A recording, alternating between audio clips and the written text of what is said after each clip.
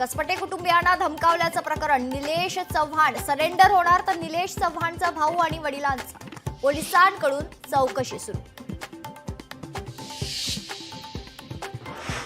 वैष्णवी आत्महत्या प्रकरणी संबंधित संशयित आरोपी निलेश चव्हाणचा नवा व्हिडिओ समोर, कमरेवर बंदूक ठेवत नाचतानाचा व्हिडिओ व्हायरल।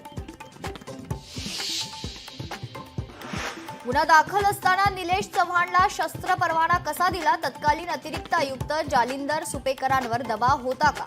जालिंदर सुपेकरांवर कारवाई होणार का? सवाल उपस्थित। पुण्यापाठोपाठ नाशिकमध्येही हुंडाबळीची घटना, 37 वर्षीय विवाहितेची गळफास घेत आत्महत्या, सासरच्या जाचाला कंटाळून आत्महत्या केल्याचा माहेरच्यांचा आरोप।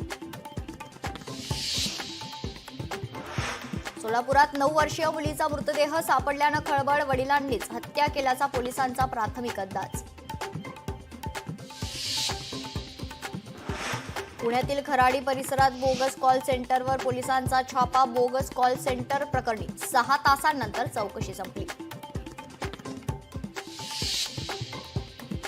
पुण्यातील खराडी परिसरातील बोगस कॉल सेंटरवर पोलिसांनी छापा टाकलाय।